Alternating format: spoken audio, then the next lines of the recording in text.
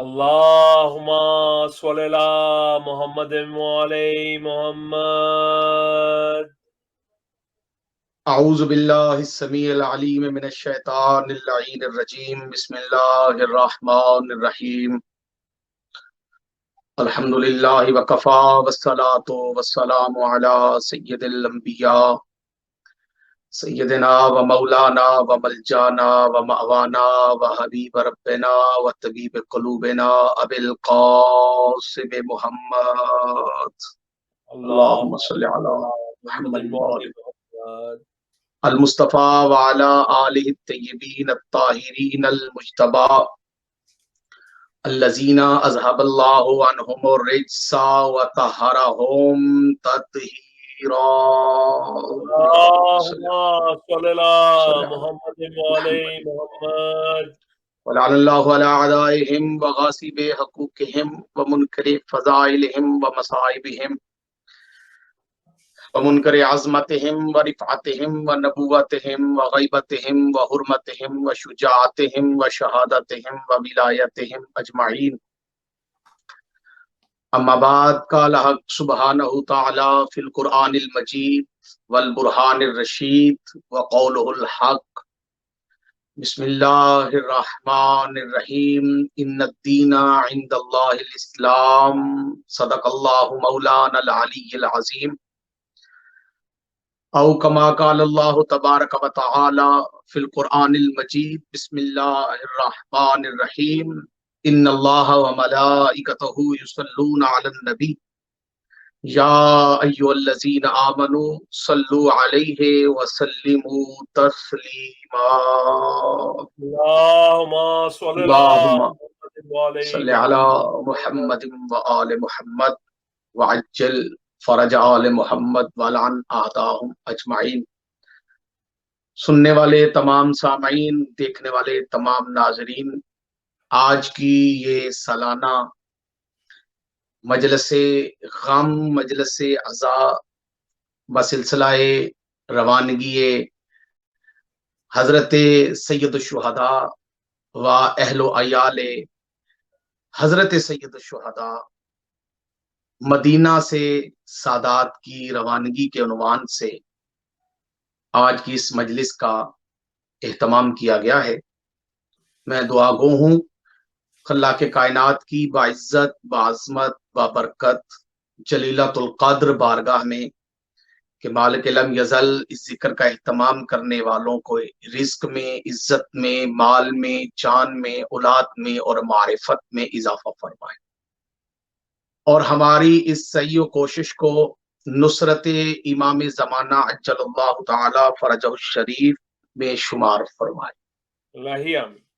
آج جیسا کہ آپ جانتے ہیں کہ رجب کی 28 تاریخ ہے، اور رجب کی 28 تاریخ اسلام کی تاریخوں میں سے وہ سیاہ ترین دن، وہ سیاہ تاریخ ہے کہ جب نبی کا کلمہ پڑھنے والوں نے نبی کے خاندان کو مدینے سے ہجرت کرنے پر مجبور کر دیا.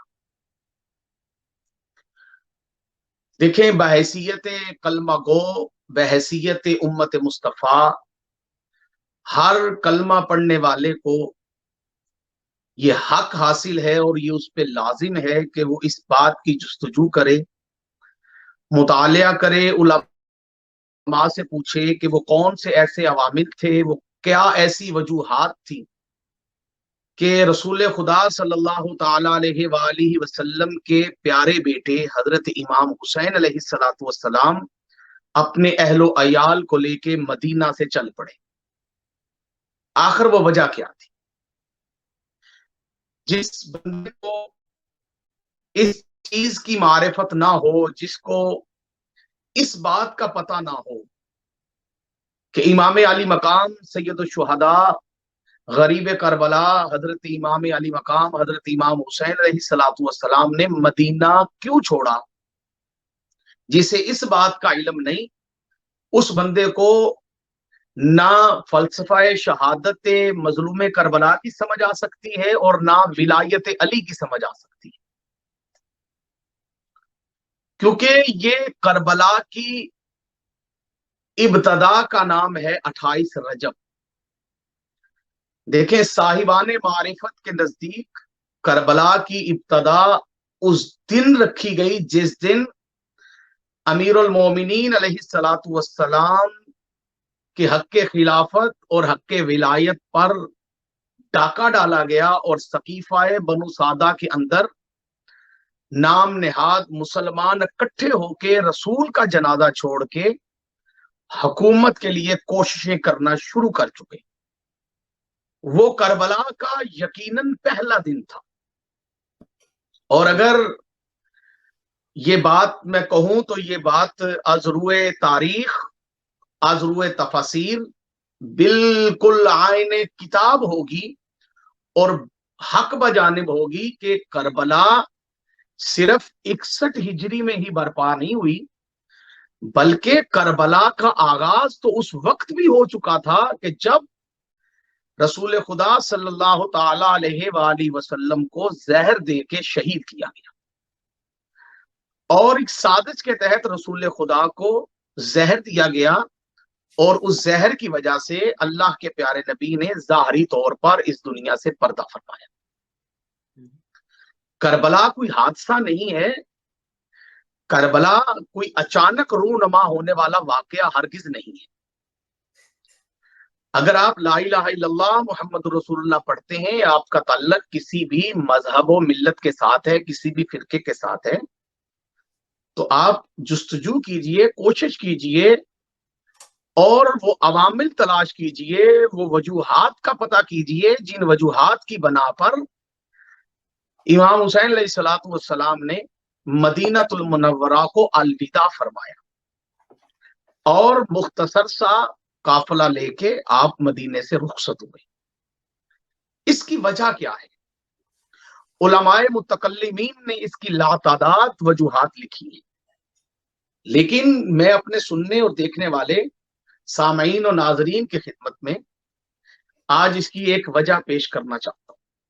دیکھیے، اس کائنات کے اندر اللہ رب العزت نے اس سارے کائنات کے نظام کو جس نظام کے تحت رکھا ہے اس نظام کو نظام اسلام کہتے ہیں.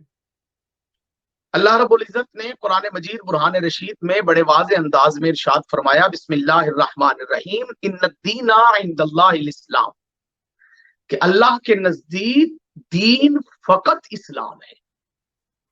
اب دین کسے کہتے ہیں؟ یاد رکھیے گا، دین کہتے ہیں طریقے کو. جیسے حج کا معنی ارادہ ہے، اسی طرح دین کا معنی طریقہ ہے. اور آیت کا اگر صحیح ترجمہ کیا جائے تو آیت کا ترجمہ یہی ہے کہ اللہ کے نزدیک زندگی گزارنے کا جو سب سے پسندیدہ طریقہ ہے اس طریقے کو اسلام کہتے ہیں. یاد رکھیے گا کہ رسول خدا صلی اللہ تعالی علیہ وآلہ وسلم کے اعلان نبوت و رسالت سے پہلے بھی اسلام تھا. آپ قطعی طور پہ یہ بات نہیں کہہ سکتے کہ رسول خدا سے پہلے اسلام نہیں تھا. خاص کر کے جو نوجوان میری گفتگو سن رہے ہیں وہ میری اس گفتگو سے اپنے عقیدے کو مضبوط کیجئے کہ آدم سے لے کے خاتم تک کا جو عرصہ ہے، اس عرصے میں اسلام کبھی بھی ختم نہیں ہوا.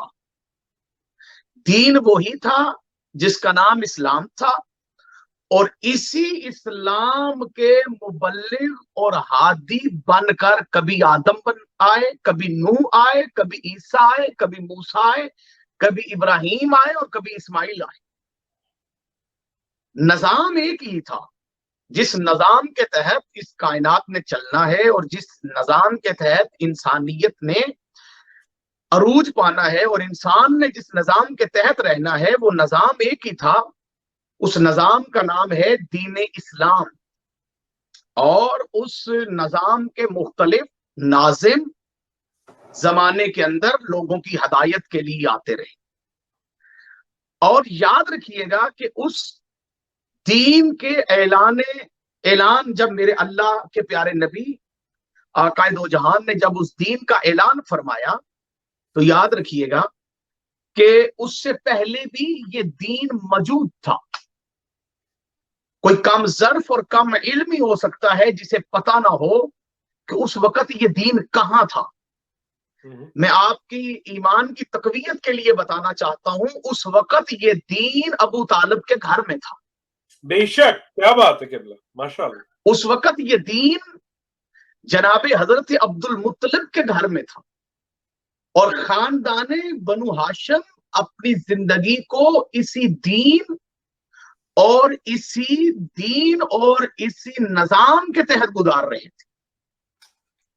خاندان بنو ہاشم کے اندر جتنے افراد تھے وہ اس دین کے قائل تھے.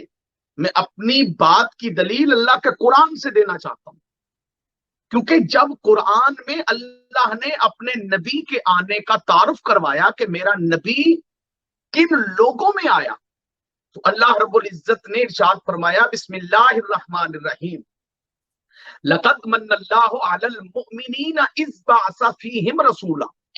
ہم نے مومنوں پر احسان کیا کہ ان میں سے ایک رسول کو مبعوث کر دیا. اب قرآن کی اس آیت کو اگر باغور دیکھا جائے تو ایسے مومنین ہیں جن میں سے اللہ کا نبی مبعوث ہوا ہے. تو اب بنو امیہ اور بنو عباسیہ کے ٹکڑوں پہ پلنے والے مولویوں کو یا تو قرآن کی اس آیت کا انکار کرنا پڑے گا یا پھر ابو طالب کو مومن ماننا پڑے گا, کیونکہ رسول ابو طالب کے گھر میں آیا. کیا بات ہے قبلہ, بے شک بے شک. صلوات پڑھیے محمد و آل محمد پہ بآواز بلند. صلی اللہ محمد و علی محمد. یہ گروہ مومنین اس وقت موجود تھا جو اسلام پر کاربند تھے, جو اسلام کے طریقے پر چل رہے تھے اور جن کے گھر میں اسلام تھا. یہی وجہ ہے کہ پورے عرب کے اندر چند خاندانوں میں اور چند گھروں میں ہی نکاح ہوتا تھا, اور بالخصوص نکاح خاندان بنو ہاشم کے اندر ہوتا تھا, اور وہاں پر باقاعدہ طور پر نکاح کا خطبہ پڑھا جاتا تھا. اور یہی خاندان کعبے کا متولی بھی تھا اور کعبے کا محافظ بھی تھا. کیا بات ہے, بے شک. اسلام تو تھا اس وقت بھی, کیونکہ اسلام وہی ہے جو آدم سے لے کے خاتم تک ایک ہی دین ہے. ہاں, اس اسلام کے ہادی مختلف آتے رہے. یہ پورا ایک نظام ہے. اس نظام کا اظہار اللہ کے نبی نے اس نظام کے ناظم ہونے کا اعلان اپنی زندگی کے 40ویں سال میں فرمایا, جس کو ہم اعلان نبوت کہتے ہیں, جسے ہم اعلان رسالت کہتے ہیں. میرے نبی نے اپنی زندگی کے 40 سال گزرنے کے بعد اسلام کا اعلان کیا, دنیا کو بتایا کہ بتوں کی پوجا نہ کرو, خدا وحدہ لا شریک ہے, میں اس کا سچا نبی ہوں اور میں دین لے کر آیا ہوں, اس دین پر چلو اور چل کر دین و دنیا کی کامیابی حاصل کرو. یہ ایک اللہ نے نظام حیات دیا ہمیں زندگی گزارنے کے لیے, آخرت سنوارنے کے لیے. اللہ نے جس نظام کو پسند کیا وہ نظام ہے نظام اسلام. اس نظام کو دین اسلام کہتے ہیں. دکھ کی بات یہ ہے کہ اس اسلام کا پرچار کرنے والے اور اس اسلام پر زکوٰۃ و عشر کھانے والے اور اس اسلام کے نام پر مدرسے بنانے والے اور اس دین کے نام پہ گھر بار چھوڑ کے تبلیغ کرنے والے اور اس دین کے نام پہ سیاست کرنے والے اور اسمبلیوں میں جانے والے, یہ بنو امیہ اور بنو عباسیہ کے مولویوں کو آج تک یہ بیان کرنے کا موقع ہی نہیں ملا, یا انہوں نے جان بوجھ کے یہ بیان ہی نہیں کیا کہ جس دین پہ یہ پل رہے ہیں انہوں نے بتایا ہی نہیں کہ یہ دین لانے والے تو مصطفیٰ تھے, بچانے والے کون تھے. کیا بات ہے, کیا بات ہے قبلہ, ماشاءاللہ. لانے والے کو مصطفیٰ کہتے ہیں, بچانے والے کو آل مصطفیٰ کہتے ہیں. کیا بات ہے جی, بہت خوب. جو یہ دین لے کے آئے وہ محمد مصطفیٰ ہیں, اور جو اس دین کو بچانے والے وہ علی اور مرتضی اور ان کے بیٹے ہیں. صلوات پڑھے محمد والے محمد پہ. اللہم صلی اللہ محمد محمد. والے محمد. جیو قبلہ. دیکھیے یہ دین جو آدم آج تک مولوی منبر پہ بیٹھ کے نہ جانے قوم کا کتنا وقت ضائع کرتا ہے. میں غیر شیعہ مولویوں کی بات کر رہا ہوں.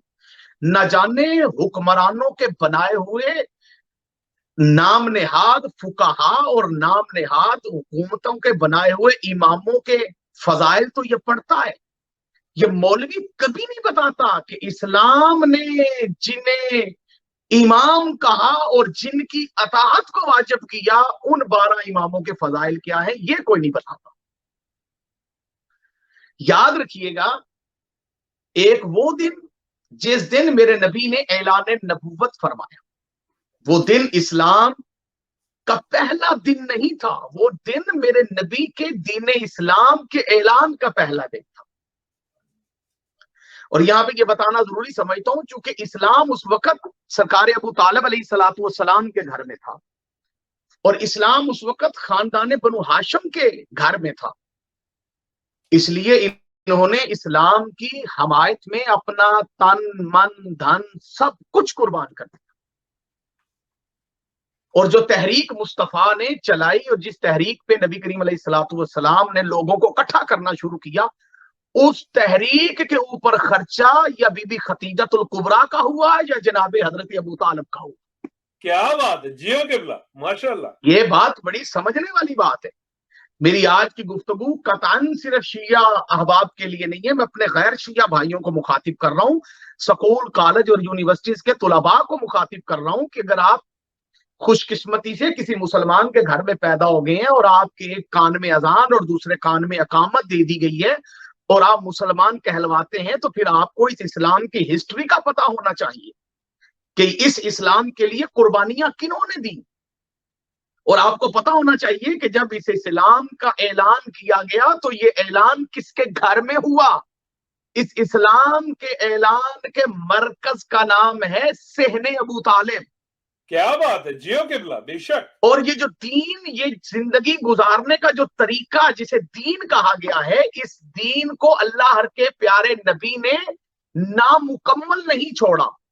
اس دین کی تکمیل ہوئی ہے. یہ دین مکمل ہوا ہے. اس میں اللہ کے نبی نے ہر حلال بھی بتایا ہے اور ہر حرام بھی بتایا ہے. اور اس دین کو اللہ رب العزت کے پیارے نبی نے ایک سیکنڈ کے لیے بھی اکیلا نہیں چھوڑا.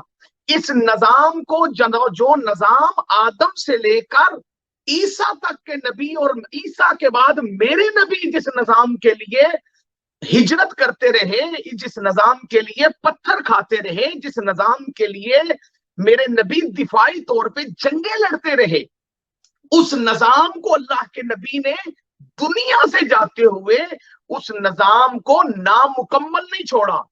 اس نظام کو اللہ نے مکمل کیا اور وہ نظام مکمل تب ہوا جب نبی نے غدیر خم کے میدان میں علی کی ولایت کا اقرار کر دیا. نعرہ حیدری. یا علی علی. کیا بات ہے.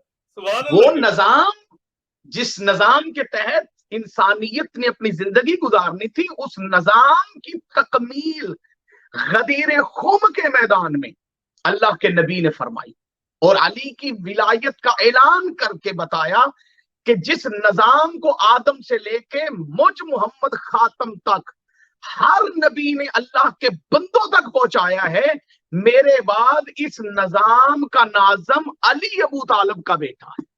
کیا بات ہے. کیا بات ہے. بے شک. بس یاد رکھیے شیعہ سنی محبان اہل بیت، آج 28 رجب ہے. آپ کو اس بات کی معرفت اور اس بات کا علم ہونا چاہیے کہ امام علی مقام سید الشہداء امام حسین علیہ السلام نے مدینہ کیوں چھوڑا. اس مدینے کو جس کو سادات نے اپنی 3 نسلیں دے کر قربان، اپنی 3 نسلوں کے ذریعے آباد کیا تھا.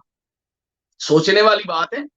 جیسے یثرب کو مصطفیٰ نے مدینہ بنایا تھا اور جس مدینے کے اندر سادات علیہ الصلوۃ والسلام کے گھر آباد تھے، آخر کیا وجہ بنی کہ 60 ہجری میں سید الشہداء نے وہ مدینہ چھوڑا اور اس مدینے کو الوداع کہا، اپنی ماں کی قبر کو چھوڑا، اپنے بھائی کی قبر کو چھوڑا، اور سب سے بڑی بات اپنے نانا جان خاتم النبیین علیہ الصلوۃ والسلام کی قبر انور کو الوداع کہا۔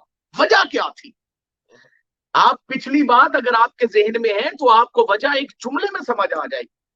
چھوڑنے کی وجہ یہ تھی کہ جس نظام کو مصطفیٰ لے کر آئے تھے، جس نظام کا نام تھا دین اسلام، اس نظام کو بچانے کے لیے آقا حسین نے 28 رجب کو مدینہ چھوڑا، کیونکہ وہ نظام نہیں بچتا تھا، کیونکہ وہ نظام کے اوپر ڈاکہ ڈالا جا رہا تھا اور اس نظام کو ختم کرنے کی کوششیں عروج پر پہنچ چکی تھی۔ میں بڑی احتیاط کے ساتھ اس نظریے کے ساتھ کہ اپنا عقیدہ چھوڑو نہیں اور کسی کا عقیدہ چھیڑو نہیں، اس نظریے پر قائم رہتے ہوئے میں بڑی احتیاط کے ساتھ تاریخ کا سہارا لے کے اپنے کم علم بھائیوں کو بتانا چاہتا ہوں کہ یہ جو 60 ہجری میں امام علی مقام سید الشہداء نے 28 رجب کو مدینہ چھوڑا ہے، یہ کوئی اچانک رونما ہونے والا واقعہ نہیں کہ یزید اچانک بادشاہ بن گیا ہو اور پھر اس نے امام حسین سے بیعت طلب کی اور امام حسین نے بیعت نہ کی ہو اور امام حسین نے مدینہ چھوڑ دیا۔ نہیں میرے بھائیوں، ہرگز ایسا نہیں ہوا۔ نہ یزید اچانک بادشاہ بنا ہے، نہ امام علی مقام حضرت امام حسین علیہ الصلوۃ والسلام نے اچانک مدینہ چھوڑا ہے۔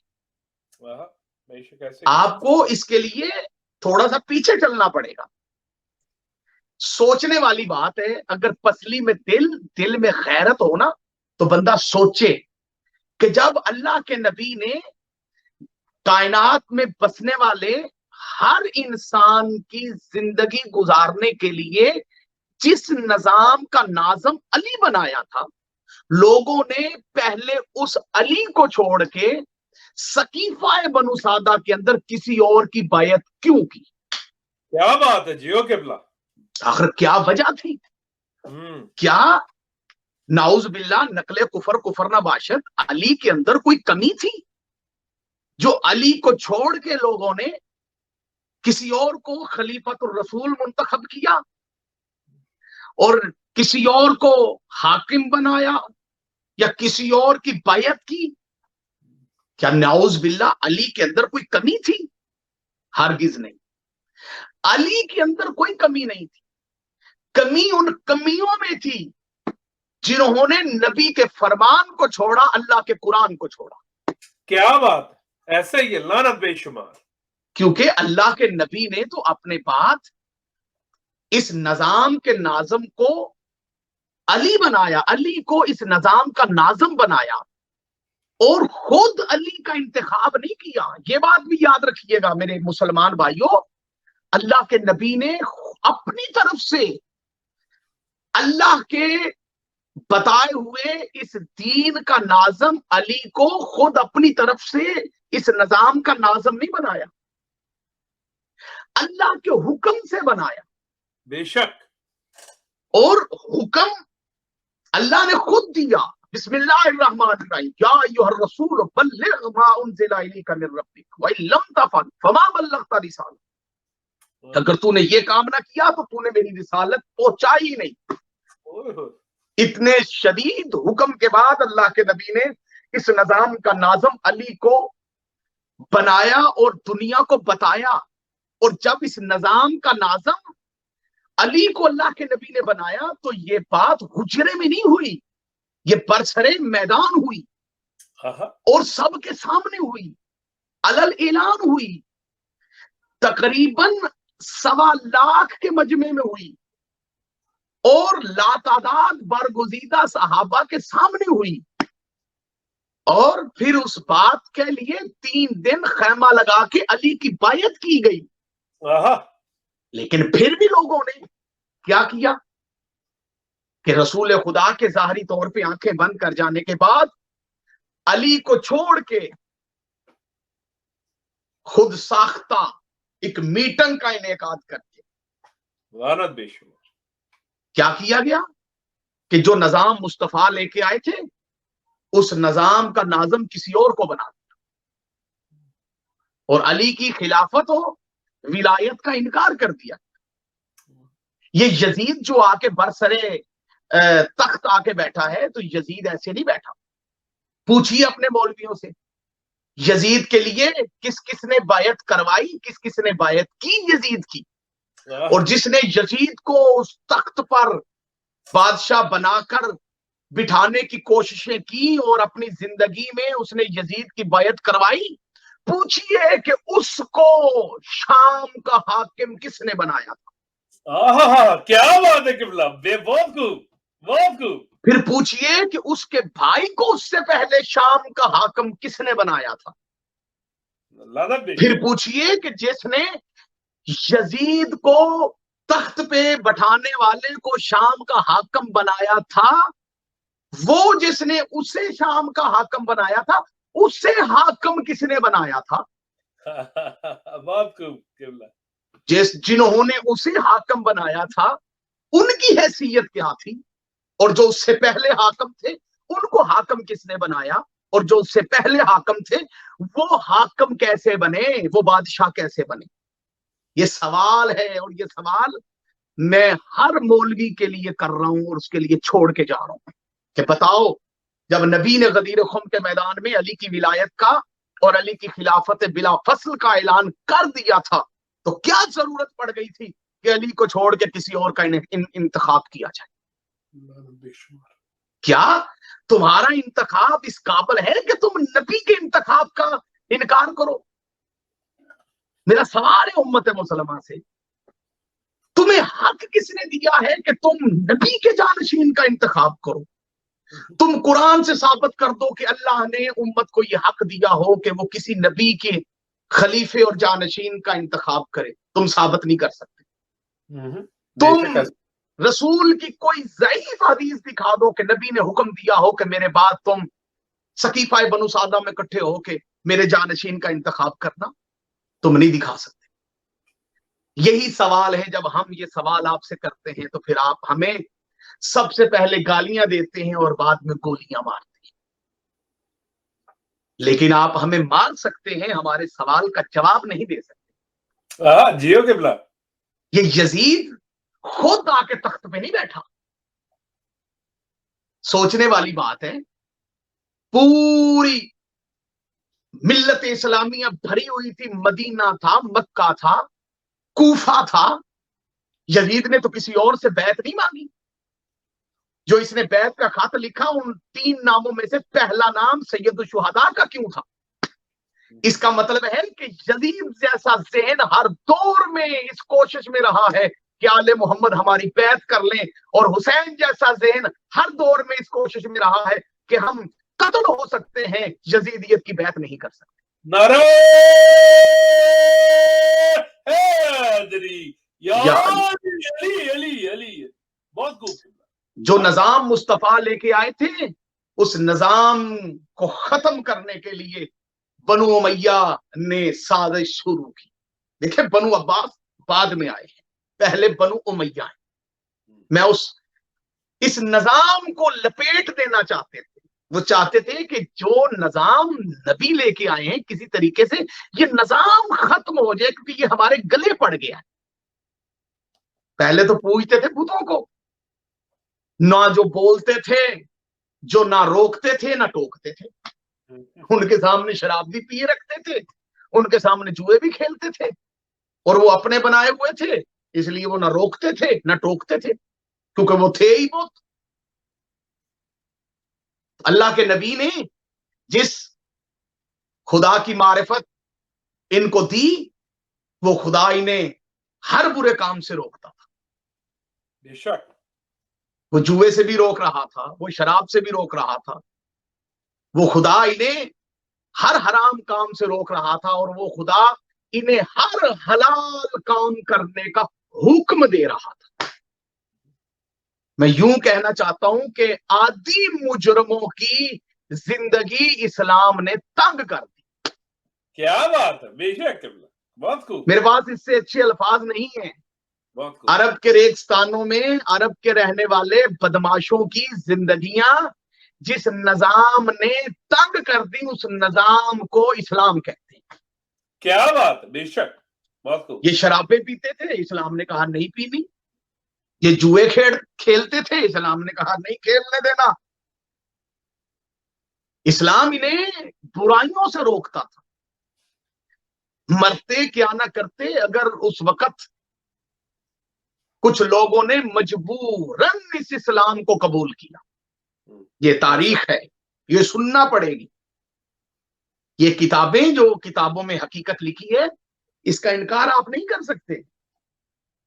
یا تو ان کتابوں کو جلا دیجئے, دریاؤں میں پھینک دیجئے, یا پھر مانیے کہ اس اسلام نے بدماشوں کی, اس اسلام نے زنا کرنے والوں کی, شراب پینے والوں کی, جوا کھیلنے والوں کی, بتوں کی پوجا کرنے والوں کی زندگی کو تنگ کر دیا اور کہا اگر زندگی گزارنی ہے تو اس نظام کے تحت گزارنی ہے, اگر نہیں تو پھر مقابلے کے لیے تیار ہو جاؤ. تو جو مقابلے کے لیے تیار تھے انہوں نے پھر مقابلہ کیا اور پھر وہ علی کی تلوار سے بچ نہ سکے.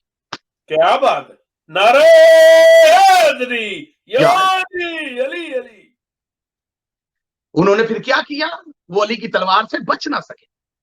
لیکن میرے سامعین یاد رکھیے گا, جو مقابلہ کرنے کی ہمت نہیں رکھتے تھے انہوں نے مجبوراً کلمہ پڑھ لیا. جی مجبوراً. رکھیے مولوی کے سر پہ قرآن. کہیے حامد رضا سلطانی مجلس پڑھتے ہوئے کہہ رہا تھا کہ کچھ لوگوں نے مجبوراً نبی کا کلمہ پڑھا. کیا یہ بات حقیقت ہے؟ مولوی تمہیں نہ بتائے تو پھر کہنا حقیقتاً ہے, یہ بات کتابوں میں لکھا ہے اور نام بھی ان کے موجود ہے کہ کن کنوں نے مجبوراً کلمہ پڑھا. جب انہوں نے مجبوراً کلمہ پڑھ لیا تو وہ اس انتظار میں تھے کہ یہ نظام ختم ہو جائے گا جب رسول خدا نعوذ باللہ دنیا سے پردہ کریں گے. انہوں نے کہا اگر نظام ختم کرنا چاہتے ہو تو رسول کو قتل کرو. پھر رسول کے قتل کی سازش بھی ہوئی, پھر رسول خدا کو زہر بھی دیا گیا.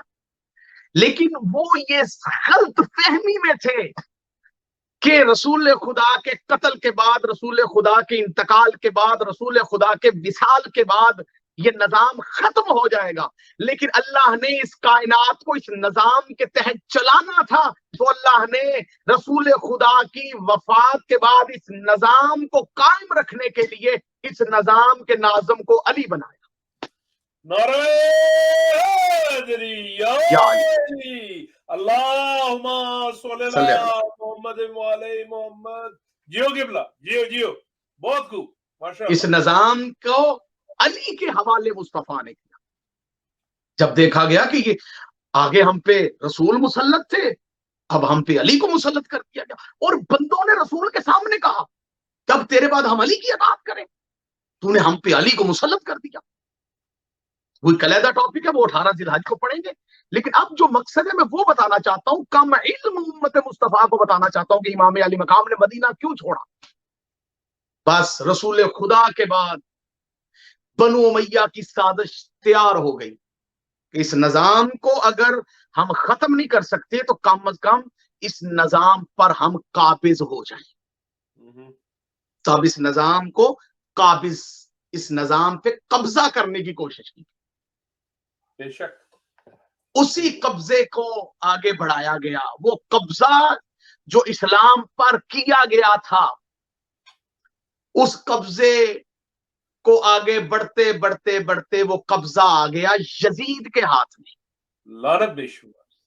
اب سوچنے والی بات ہے کہ امام حسین علیہ الصلوۃ والسلام سے پہلے امام حسن ہے, امام حسن علیہ الصلوۃ والسلام سے پہلے امیر المومنین علیہ الصلوۃ والسلام, یعنی 2 امام پہلے ہیں, تیسرے امام حسین. تو سوچنے والی بات ہے کہ امام حسین علیہ الصلوۃ والسلام نے قیام کیوں فرمایا. یہ بات بڑی ضروری ہے. لوگوں کا معیار معرفت تو سید زادہ اتنا گر چکا ہے کہ دکھ ہوتا ہے جب غیر شیعہ مسجدوں سے یہ شعر سنتے ہوئے کہ جس کو دھوکے سے کربل بلایا گیا، جس کو بیٹھے بٹھائے ستایا گیا، اس حسین ابن علی پہ لاکھوں سلام۔ بھئی معیار معرفت اتنا گر چکا ہے کہ لوگوں کو یہی نہیں پتا کہ امام کو کوئی دھوکہ نہیں دے سکتا، بے شک اور نہ امام کو دھوکے سے، دھوکے کا لفظ امام پہ فٹ ہی نہیں ہوتا، اور نہ کوئی امام کو دھوکے سے بلا سکتا ہے۔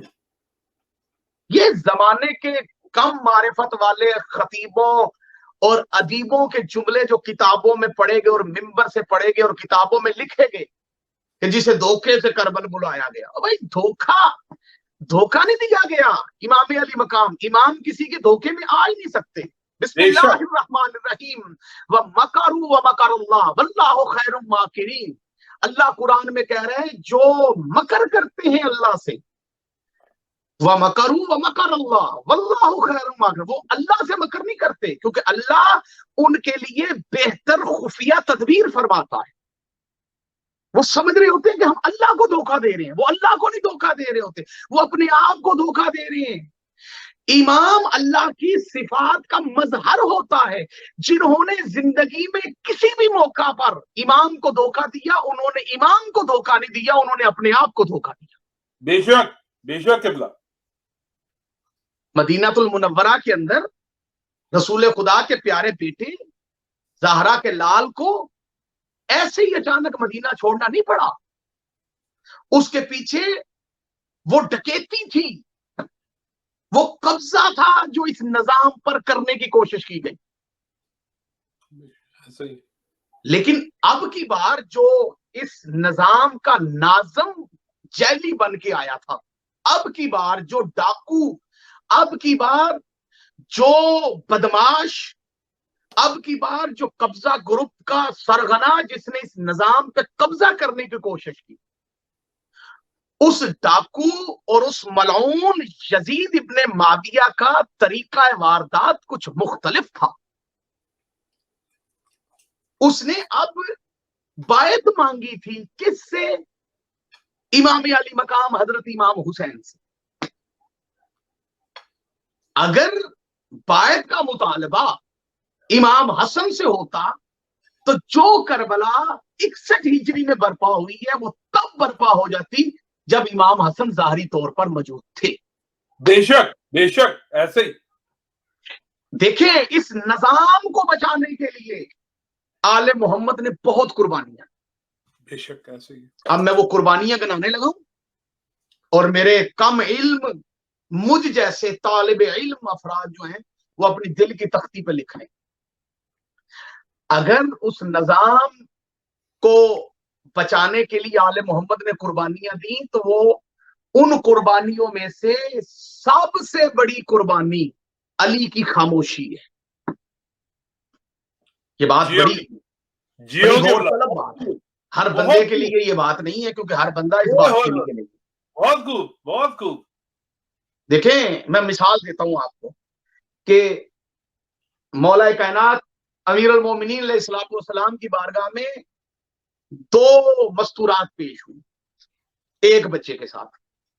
واقعہ آپ کے بچے کو پتہ ہے، ایک کہتی تھی یہ بچہ میرا ہے، دوسری کہتی تھی یہ بچہ میرا ہے۔ آپ کے بچے کو پتہ کیا فیصلہ کیا امیر المومنین نے؟ فرمایا تلوار لاؤ، بچے کو دو حصے کرو، ایک حصہ سے دے دو، ایک حصہ سے دے دو۔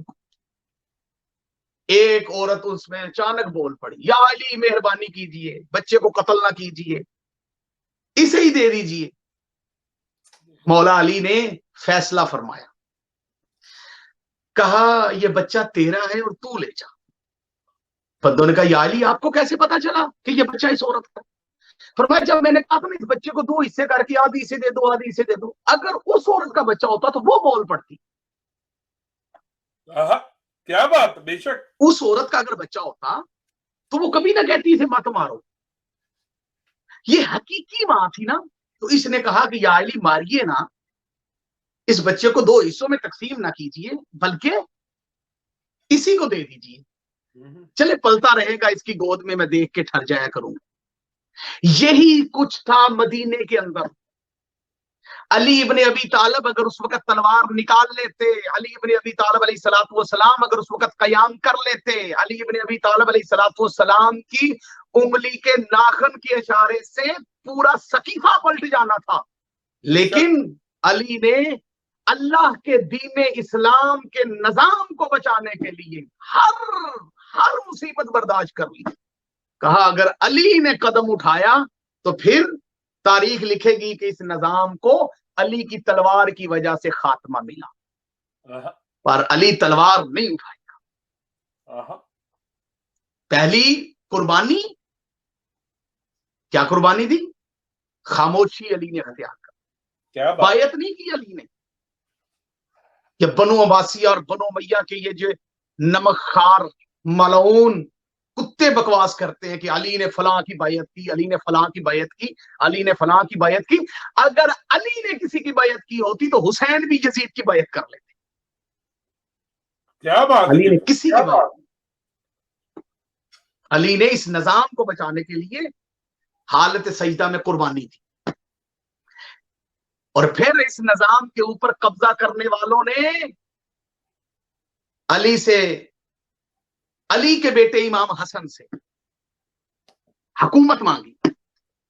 تو پھر امام حسن نے اس نظام کو بچانے کے لیے حکومت دے دی. بیعت نہیں کی، صلح کی بیعت نہیں کی. پھر اس نظام پر جب یزید ابن معاویہ ملعون، خدا اس پہ لعنت کرے اور اس کے خاندان پہ لعنت کرے، جب وہ اس نظام کے اوپر اس نے ڈاکہ ڈالا اور اس نظام کو اس نے برباد کرنا چاہا، تو اب اس کا مطالبہ بیعت کا تھا.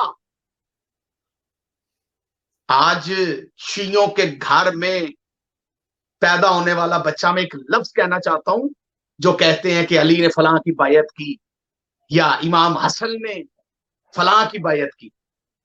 آج شیعوں کے گھر میں پیدا ہونے والا بچہ کسی مومن سید کی بیعت نہیں کر سکتا.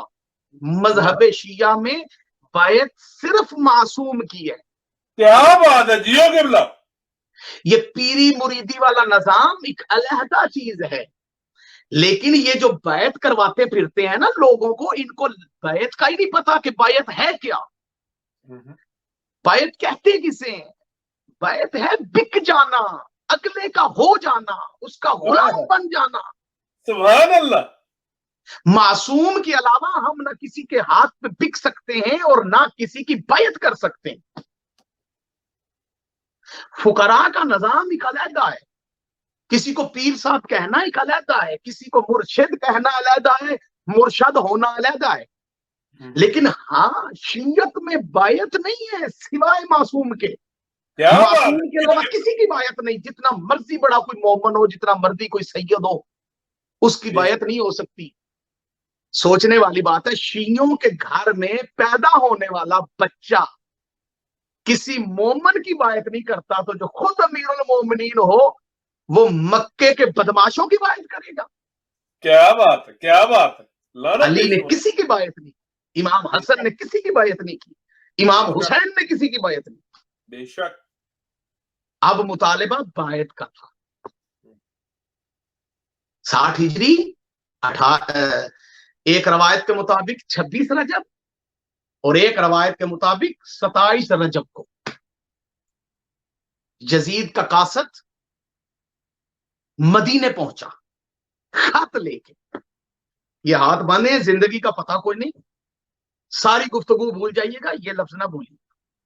یہ بڑی اہم گفتگو اور اہم مرحلے میں داخل ہو چکی ہے میرے سامعین. اور یہ گفتگو کرنے کے لیے حوصلہ چاہیے، اور حوصلہ کائنات میں دیتی ہی جناب سیدہ ہے. کیا بات ہے. جناب سیدہ حوصلہ دے تو یہ باتیں کی جاتی ہیں. محمد محمد جیو قبلہ جیو. بہت خوب. 60 ہجری معاویہ ابن سفیان مر گیا اور یزید اپنے باپ کے بتائے ہوئے طریقے پہ عمل کرتے ہوئے اور آپ اپنے باپ کی سیٹ پر آیا اور اس نے بادشاہ ہونے کا، خلیفہ ہونے کا اعلان کیا. خط لکھا، مختصر کر رہا ہوں، قاصد 26 रजब या 27 रजब को मदीने पहुंचा। किसके पास? वलीद के पास। लानत बेशुमार। मौलवियों, अगर पसली में दिल और दिल में गैरत है ना, तो अपनी कौम को बताओ ये वलीद कौन था। लानत बेशुमार, क्या बात है। ये वलीद कौन था? ये वलीद, ये हाकमे मदीना बना हुआ था। इसे हाकमे मदीना किसने बनाया? यजीद के बाद बागिया ने। इस वलीद का तारफ करवाने लगा हूं। मुसलमान के अंदर गैरत है तो सर शर्म से झुक जाएगा। मदीने का हाकम बनने से पहले ये वही वलीद है जो दौरे तीसरी हुकूमत के दौर के अंदर कूफे का हाकिम था।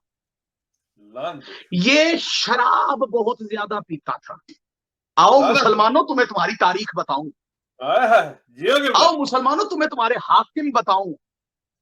ये नतीजा है अहले बैत को छोड़ने का कि तुम्हें कैसे हाकिम और कैसे हुक्मरान नसीब होगी। ये शराब, सारी रात शराबखोरी करता था। तीसरी हुकूमत के अंदर ये कूफे का गवर्नर था। इसने हालत शराब में कूफे के अंदर नमाज पढ़ाई और इसने फजर की 2 रकातों की जगह 4 रकातें पढ़ा दी। और जब नमाजी जैसा पढ़ाने वाला वैसे पढ़ने वाले। पीछे से नमाजियों ने कहा खुदा तुझ पे लानत करे वलीद, तूने 2 की जगह 4 पढ़ा दी। तो इसका पहला जवाब सुनिए, ये कहता अगर कम है तो और पढ़ा दूं। ये कौन है? वलीद। तीसरी दौरे हुकूमत में ये गवर्नर है, कूफा है।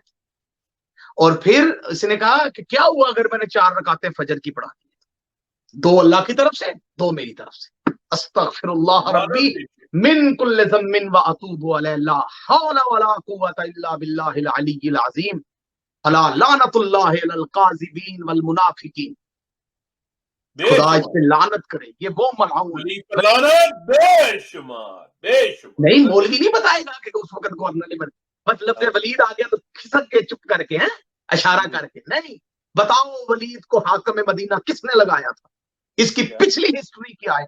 इसका पुराना रिकॉर्ड क्या है? बेवकूफो, पुलिस वाले थाने के अंदर, तुम्हारे थाने के अंदर कोई मुजरम हो तो बंदे तो उसका रिकॉर्ड चेक कर लेते हैं। तुम्हारे पास कोई एमपीए एमएनए वोट मांगने के लिए आए तो मुसलमानों तुम उसका पहले माजी देखते हो कि ये पहले किस पार्टी में था। वलीद को देखो तो सही, वो पहले किस पार्टी में था, उसके करतूत क्या थे। शराब पी के नमाज पढ़ाई। लानत बेशुमार। अगली बात जो इससे भी खतरनाक करने लगा सैयद, वो बड़ी अजीब है। बिस्मिल्लाह। ये खतरनाक बातें करने के लिए हौसला चाहिए। कूफे के लोग इकट्ठे होके तीसरे खलीफे के पास आए और उन्होंने आके कहा कि तूने हम पे किसे मुसल्लत कर दिया है? वो शराब पी के नमाज पढ़ाता। तो उस वक्त हाँ, ये बातें कलेजे पे खंजर लग रहे होंगे। क्या बात। अब तारीख ना होती तो हम ना पढ़ते। तो तीसरी हुकूमत के खासुल खास एक फर्द ने इस वलीद को माजूल कर दिया। एक रुका लिखा, उस पे मोहर लगाई और उसे माजूल कर दिया। सुनिए वो खासुल खास फर्द कौन था? वो मरवान इब्ने हकम था। लानत बेशुमार। जिसके बाप को और उसको रसूल खुदा ने मदीने से निकाला था और तीसरी हुकूमत ने उसे वापस बुलाया था। लानत बेशुमार। जिसे रसूल निकाले उसे वापस बुलाया जाए, फिर हमसे पूछा जाता है कि ये क्यों पढ़ते हो? भाई किताबों में ना लिखा होता तो हम ना पढ़ते। वो मरवान तीसरी हुकूमत का खास फर्द था और उसे बेटी का रिश्ता दिया तीसरे हाकिम ने। लानत बेशुमार। और अगली खतरनाक बात यह है कि जिसे सुन के इस मौलवी को चुल्लू भर पानी लेके डूब के मर जाना चाहिए कि जिस बागे फदक का मुतालिबा मोहम्मद की बेटी ने पहली हुकूमत के दौर में किया था, वो फदक मोहम्मद की बेटी को नहीं दिया गया, लेकिन तीसरी हुकूमत ने उसी फदक को मरवान को दे दिया। लानत बेशुमार। मरवान और आले मरवान पर लानत बेशुमार। बंदे हमें कहते हैं कि हम गुस्ताख हैं। हम आह भी करते हैं तो हो जाते हैं बदनाम, तुम कत्ल भी करते हो तो चर्चा नहीं होता। क्या बात है, जियो गिबला, बहुत खूब। मोहम्मद की बेटी बागे फतक मांगे और आगे से झूठी हदीस सुना के मोहम्मद की बेटी पे जुल्म ढाया जाए और उसे दरबार से खाली वापस भेज दिया जाए, और फिर वही फतक मरवान को दे दिया जाए लानत बेशुमार। और हम बयान भी ना करें। जुल्म की इंतहा हो गई है कि हम ये भी ना बताएं इस कौम को कि अजब तमाशा हुआ इस्लाम की तकदीर के साथ, कत्ल शब्बीर हुआ नारे तकबीर के साथ। हम ये भी ना बताएं कि लोगों ने कलमा पढ़ के इस इस्लाम को उजाड़ा कैसे। ये वलीद, खुदा इस पे लानत करे, लानत बेशुमार, ज़रबे बेशुमार, ज़रबे इसे मरवान ने मुअत्तल किया था तीसरी हुकूमत में, याद रखिए। बहुत खूब गिबला, माशाअल्लाह। और फिर वही मरवान मदीने में, वही मरवान मदीने में जमा बैठा था और इसी वलीद मलऊन के दरबार में मौजूद था जब कासद आया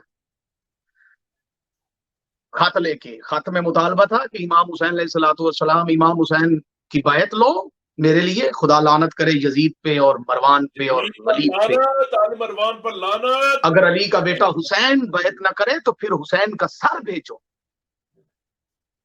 ये खत के अल्फाज हैं। और फिर इस वलीद का कासिद इमाम अली मकाम हजरत इमाम हुसैन अलैहिस्सलाम के पास पहुंचा।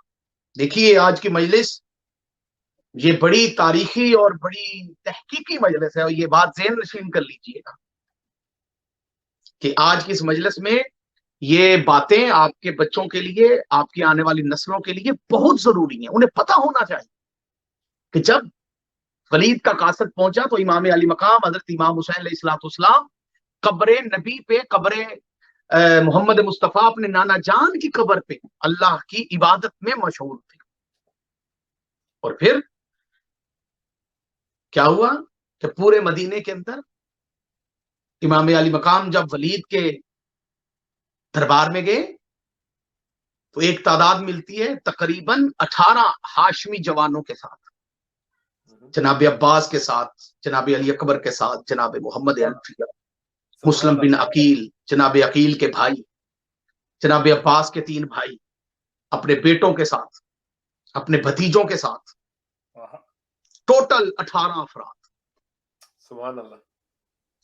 देखिए मैं अब यहां पे आपको हिकमत इमाम समझाना चाहता हूं। मजलिस अगर तवील हो जाए तो कोई हर्ज तो कोई नहीं सही है। नहीं नहीं कोई नहीं, बिस्मिल्लाह बिस्मिल्लाह, जितना टाइम ले, कोई मसला नहीं। क्योंकि मैं अपनी कौम को यह हकीकत बताना चाहता हूं। बेशक बेशक, प्लीज। जब वलीद का कासद, यजीद का कासद वलीद के पास आया और फिर वलीद का कासद इमाम अली मकाम के पास आया तो इमाम अली मकाम इनकार कर सकते थे कि जाओ उससे कह दो कि मैं नहीं आना चाहता और ना मैं आ सकता हूं। तो फिर जाकर नाइक, हरामजादे मलऊन जैसे लानत बेशुमार और डॉक्टर इसरार मलऊन जैसे और इंजीनियर लानत मोहम्मद बेशुमार मिर्जा मलऊन जैसे आजकल के मुल्ला मलवाड़े जो आज भी यजीदियत की हमायत करते हैं लानत और आले बेशुमार मोहम्मद के मजहब पे भोंकते हैं, और जलाली और जमाली मलऊन जैसे लोग लानत बेशुमार। कहते कि अगर इमाम हुसैन को वलीद ने अपने दरबार में बुला ही लिया था तो चले जाते। वो नहीं गए तो देखे मदीने के अंदर खून रेजी हो गई और वलीद की फौज ने इमाम हुसैन के घर पे हमला कर दिया। लानत उनको ये कहने का मौका मिल जाता। हिकमत इमाम ये है कि इमाम अली मकाम ने फरमाया ठीक है जाओ, मैं ईशा की नमाज पढ़ के उससे आके बात करूंगा। और फिर अगली हिकमत इमाम ये देखिए और शुक्र अदा कीजिए कि आपको अल्लाह रब्बुल इज्जत ने कैसे इमाम अता किए कि पूरे मदीने में इमाम अली मकाम हुक्म देते तो मदीना फौज से भर जाता, लेकिन इमाम फकत 18 अफराद को लेके वलीद के दरबार में गए और लेके उन्हें गए हैं तो साथ लश्कर लेके नहीं गए। हाशमी तो बगैर तलवार के सोते भी नहीं थे ना। सुभान अल्लाह। हर हाशमी तलवार अपने साथ रखता था, चाहे वो बाजार में होता था चाहे वो मस्जिद में होता था। हाशमियों की निशानी तलवार होती थी। सुभान अल्लाह। ہاشمی تلواریں لے کے ساتھ تو گئے ہیں، لیکن اگر امام علی مقام پورے مدینے کو ساتھ لے کے جاتے ولید کے دربار میں تو آج کا مورخ بنو امیہ کے ٹکڑوں پہ پلنے والا تاریخ کی کتابوں میں لکھ جاتا کہ مدینے کے اندر خون ریزی ہوئی اس لیے کہ حسین لشکر لے کے ولید کے دربار میں گئے. مولا نے کہا میں لشکر بھی نہیں لے کے جاؤں گا، میں اپنی مظلومیت سے ثابت کروں گا کہ غاصب کون ہے. کیا بات ہے جیو قبلہ. حسین نے اپنے خاندان کے دشمنوں کو اپنی مظلومیت سے بے نقاب کیا. سنیے ناظرین و سامعین، 18 افراد کو لے کے جب دربار ولید میں پہنچے تو ولید نے آگے سے کہا کہ کیا آپ کو علم ہے کہ مر گیا وہ معاویہ ابن سفیان مر گیا. مولا نے نہ وہاں پہ اس بندے کے مرنے پر جو بندہ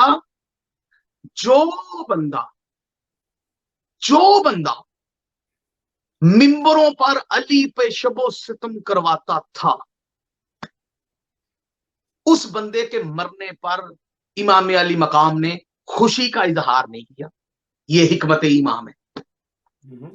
اگر اس وقت ولید کے بتانے پہ کہ معاویہ مر گیا امام علی مقام امام حسین کہتے شکر الحمدللہ، تو آگے سے جنگ ہو جاتی تو لوگوں نے کہنا تھا دیکھیں جی، مورخوں نے بنو امیہ کے مورخوں نے لکھنا تھا کہ دیکھیں جی کیا ہو گیا ہے، امام حسین نے دربار میں کھڑے ہو کے معاویہ کے مرنے پہ شکر الحمدللہ پڑھا تو جنگ بھی نہ ہو. ٹھیک ہے، امام نے شکر الحمدللہ بھی نہیں پڑھا. اور اگلی بات ہے مولا نے اس کے مرنے پر افسوس بھی نہیں کیا. کیا بات ہے، کیا بات ہے کہ بڑا دکھ ہوا مر گیا، نہیں، کچھ نہیں. اس نے کہا معاویہ مر گیا، امام نے آگے سے جواب بھی تو دینا تھا. اب امام نے جواب دیا قرآن کی آیت پڑھ کے، فرمایا انا للہ و انا الیہ راجعون. فقط اتنا کہا، نہ اس کے مرنے کی خوشی کا اظہار کیا، نہ اس کے مرنے کے غم کا اظہار کیا. فرمایا تو نے مجھے یہ بتانے کے لیے دربار میں بلایا کہ معاویہ مر گیا؟ ہائے، اصل بات پہ تو نے مجھے بلایا. یہ کہنے لگا کہ خط آیا ہے یزید کی طرف سے اور آپ بیعت کر لیجئے، بیعت کر لیجئے، یزید کا خط آیا ہے اور بیعت کا مطالبہ ہے. کیا کہنے سید الشہداء کریم کربلا حضرت امام حسین علیہ السلام. فرمایا ولید تو کیا سمجھتا ہے کہ یزید کی بیعت کا معاملہ اتنا آسان ہے کہ میں رات کے ٹائم آ کے یزید کی بیعت کروں؟ کل دن کے وقت روشنی میں مسجد نبوی میں امت مسلمہ کے سامنے یزید کی بیعت کے اوپر بات ہوگی تاکہ لوگوں کو پتہ چل سکے کہ حقدار بیعت کون ہے. کیا بات، جیو قبلہ، بہت خوب. یہ مولا کا فرمانا تھا کہ ولید ملعون، خدا اس پہ لعنت کرے، لعنت بے شمار.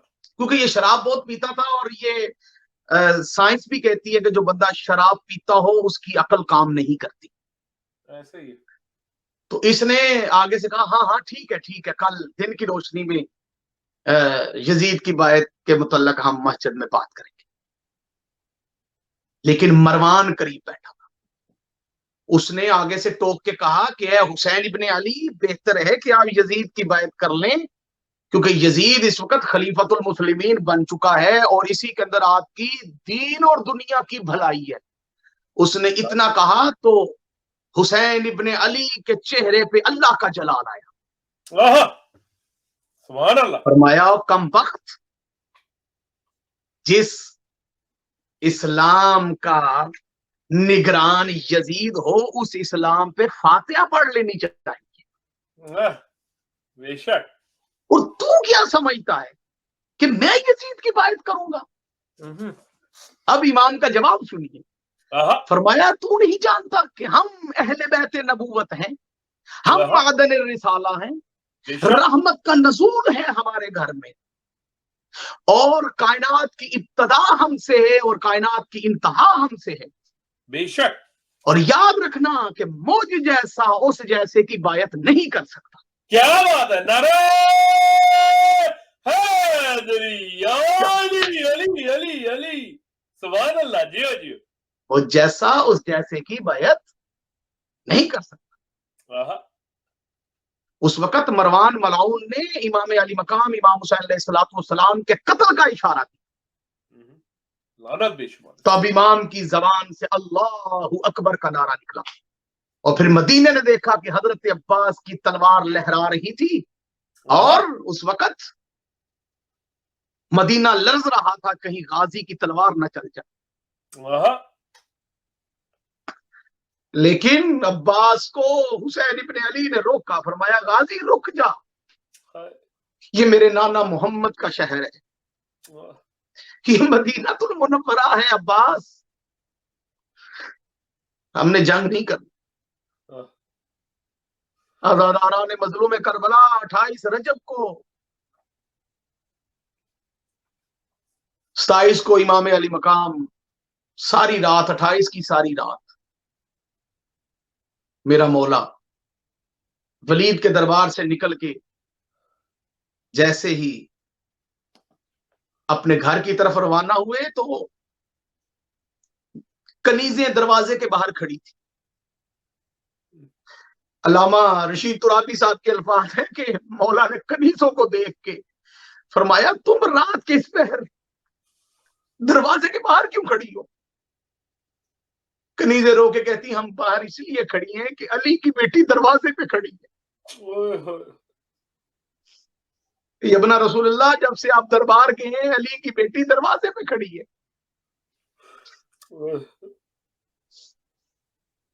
اور ہمیں حکم ہے کہ دیکھو میرا بھائی خیریت سے واپس آ جائے, کیونکہ دربار میں میری ماں گئی تھی تو زخمی واپس آئی تھی.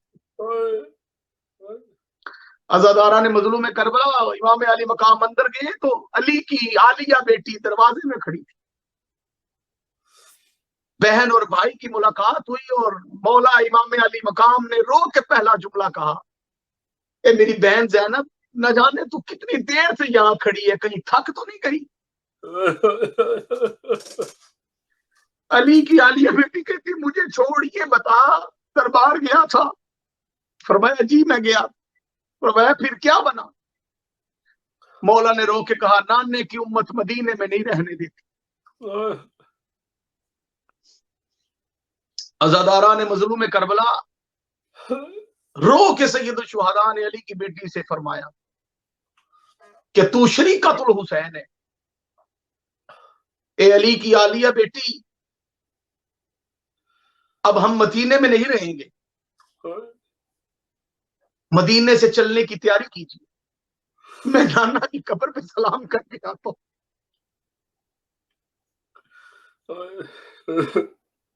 ساری رات سید الشہداء نے اپنے نانا کی قبر پہ گزاری.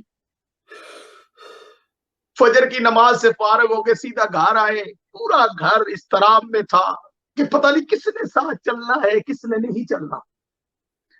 رجب کی 28 تاریخ تھی, فجر کی نماز کے بعد کا وقت تھا کہ امام علی مقام نے حضرت عباس سے فرمایا اے عباس کاغذ قلم لاؤ اور فرست تیار کرو کہ میرے ساتھ سفر میں کس نے جانا ہے.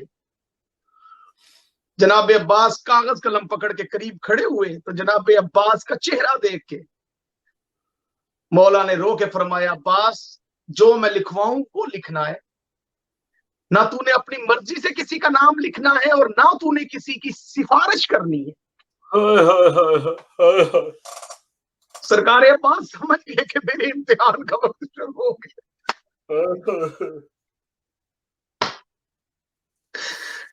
غازی کے امتحانوں کی ابتدا ہو گئی. عزاداران مظلوم کربلا نگاہ امامت نے دیکھا کہ حضرت عباس کچھ لکھ رہے. फरमाया गाजी क्या लिख रहा है? कहा मौला जो बाबा लिखवाया करते थे। क्या लिखवाया करते थे? फरमाया जब बाबा सफर पे जाते फरिश्त लिखवाने से पहले सबसे ऊपर लिखवाते थे नस्रुम मिनल्लाहि व फतहुन करीम। मजलूम ने रो के कहा नहीं गाजी याद लिख इन्ना लिल्लाहि व इन्ना इलैहि।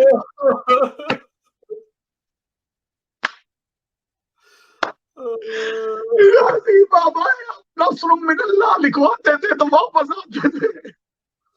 अब्बास हमने जाना है, हमने वापस नहीं आना।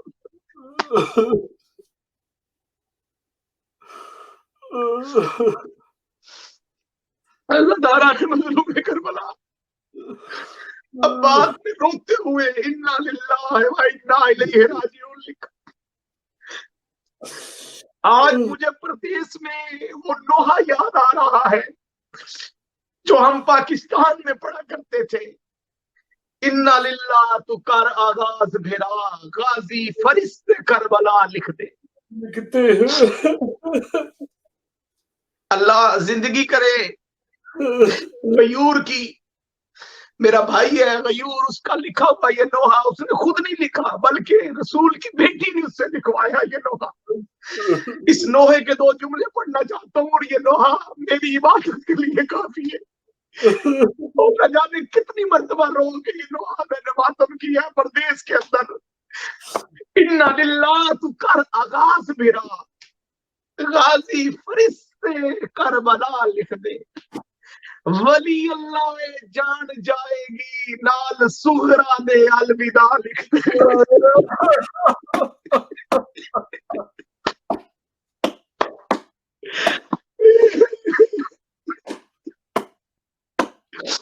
वली अल्लाह जान जाएगी नाल सुगरा दे अलविदा लिख दे। अजादारा ने मजलूम करबला अगला जुमला सुनिए नोहे का। अगला जुमला क्या है? फरमाते हैं मौला फरमाते हैं नोहे का जुमला सुनिएगा। फरमाते हैं ए गाजी इन्ना लिल्लाह तू कर आगाज मेरा गाजी फरिश्ते करबला लिख दे। वलीउल्लाह जान जाएगी नाल सुगरा दे अलविदा लिख दे। एक लिखदा नवीर मर जावी तेरे जीण दी मैं दुआ मंगदा। सैयद ये जुमला सुनिएगा। एको लिखदा नवीर मर जावी तेरे जीण दी मैं दुआ मंगदा। हौसले नाल लिख ज़ैनब फिर ज़ैनब नू बेरिदा लिख दे।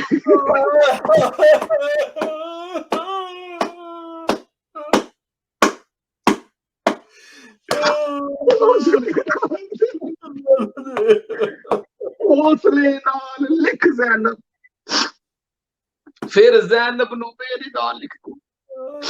इस नोहे का एक और जुमला जो हमें रोने पे मजबूर करता है। मौला फरमाते हैं मेरे रहवार दा मुकद्दर भी हुण मेरे वांगू उजड़ जाना। हाय हाय मजलूम फरमाते हैं मेरे रहवार दा मुकद्दर भी हुण मेरे वांगू उजड़ जाना। मेरे जींदियां मुर्तजिज लिख दे मेरे मरण तो बाद जुलजना लिख दे। मेरे जींदियां मुर्तजिज लिख दे मेरे बाद जुलजना लिख दे। सरकार अब्बास मौला की बारगाह में खड़े रो रहे हैं। जी आका हुक्म फरमाए। फरमाया गाजी 28 रजब है, हौसले के साथ फरिश्ते करबला तैयार कर। मौला आजम फरमाया सबसे पहले अली के बेटों के नाम लिख। अली के बेटों के नाम लिख। हुसैन इब्ने अली, अब्बास इब्ने अली, जाफर इब्ने अली।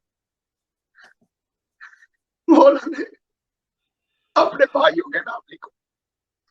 रोते हुए फरमाया अब्बास अली के बेटों के नाम की फरिश्त मुकम्मल हो गई। जी आका। फरमाया अब अली के बेटों के नाम लिख। सरकार अब्बास ने रोते हुए फरिश्ते करबला में नाम लिखने शुरू किए। फरमाया लिख पहला नाम अली इब्न अल हुसैन ज़ैनुल आबिदीन। फरमाया लिख दूसरा नाम अली अल अकबर। अब्बास लिख अली असगर। जब शहजादा अली असगर का नाम आया, अज़ादारों हजरत अब्बास के हाथ से कलम छूट गया। रो के कहते हैं आका अली असगर तो अभी 10 दिनों का है मौला, अभी चंद दिनों का है अली असगर। मौला अली असगर माँ के बगैर कैसे सफर करेगा? मौला फरमाते गाजी तू लिख, मैं लिखवा रहा हूँ। तुझे किसने कहा अली असगर माँ के बगैर सफर करेगा? अली असगर माँ के साथ सफर करेगा।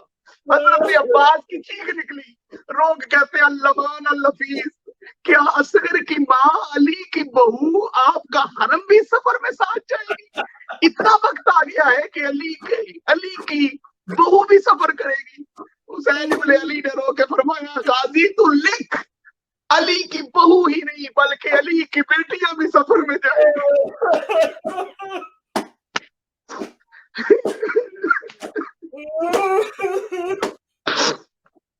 अज़ादारान मज़लूम करबला अब्बास के इम्तिहानात का आगाज हो गया, गाजी के इम्तिहान का आगाज हो गया। अली के बेटों के नामों की फरिश्त मुकम्मल हो गई। सरकार अब्बास से इमाम अली वक़्त फरमाते हैं गाजी अब अली की बेटियों के नाम लिख। सरकार अब्बास ने रोते हुए कहा जी मौला लिखवाइए। फरमाया गाजी हौसले से लिख ज़ैनब।